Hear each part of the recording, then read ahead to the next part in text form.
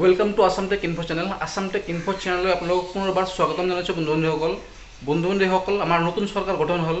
নতুন চৰকাৰ গঠন হৈ যিটো ফাৰ্ষ্ট কেবিনেটত মিটিং কৰিলে, তাৰে প্ৰথমটো যিটো পদক্ষেপ ল'লে সেইটো হ'ল আৱাস যোজনাৰ ওপৰত। ভাৰতত এতিয়া 3 কৰোৰ মানুহক ঘৰ দিয়া হ'ব, মানে আৱাস যোজনা স্কিমত পেলোৱা হ'ব। 3 কৰোৰ, ভাবি চাওক আপোনালোকে বহুত। তো আপোনালোকে যদি ঘৰ পোৱা নাই বা আৱাস যোজনাৰ লিষ্টত আপোনাৰ নাম অহা নাই, তো আপোনালোকে কেনেকৈ আনিব?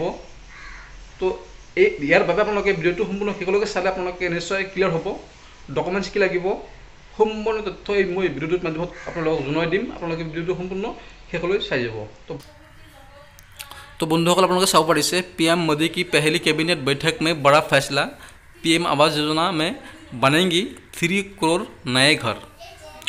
तो আপোনালোকে স্পষ্ট বুজিব পাৰিছে, প্ৰধানমন্ত্ৰীয়ে প্ৰথম কেবিনেটত এটা বৈঠক কৰিলে, সেই বৈঠকতে প্ৰধানমন্ত্ৰীয়ে 3 কৰোৰ নতুন ঘৰৰ লঞ্চ কৰিলে, মানে স্কিমত ফেচলা কৰিলে।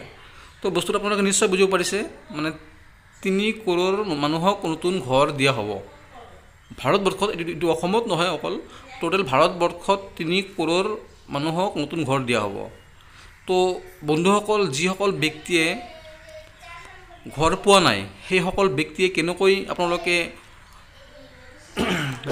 নামটো চেক কৰিব আপোনালোকে, ইয়াৰ বাবে মই এক্সট্ৰা এটা ভিডিঅ' আগতে বনাই ৰাখিছোঁ। আপোনালোকে তাতে গৈ আপোনালোকৰ যিটো নামটো হয় আপোনালোকে চেক কৰিব পাৰিব। আৰু আপোনালোকৰ যদি নাম্বৰ নাই বা আপোনালোকৰ নামটো নাই, তো আপোনালোকে কি কৰিব লাগিব, এইটো যিটো এপ্লাই হয় সেইটো অফলাইনো হ'ব পাৰে, অনলাইনো হ'ব পাৰে। সেইটো এতিয়ালৈকে সঠিক হোৱা নাই। এইটো যেতিয়া আৰু ইনফৰমেশ্যন আহি যাব, আমি আপোনালোকক মানে ভিডিঅ' বনাই আপোনালোকক ভিডিঅ'ৰ মাধ্যমত আপোনালোকক দেখুৱাই দিম। যদি অনলাইন হয় বা অফলাইন হয় আপোনালোকক মই কৈ দিম। তো বন্ধু, এটা কথা ৰৈ গ'ল, ডকুমেণ্টছৰ কথা উল্লেখ কৰিছে। তো ডকুমেণ্টছ আপোনালোকে সঠিক কৰি ৰাখিব লাগিব।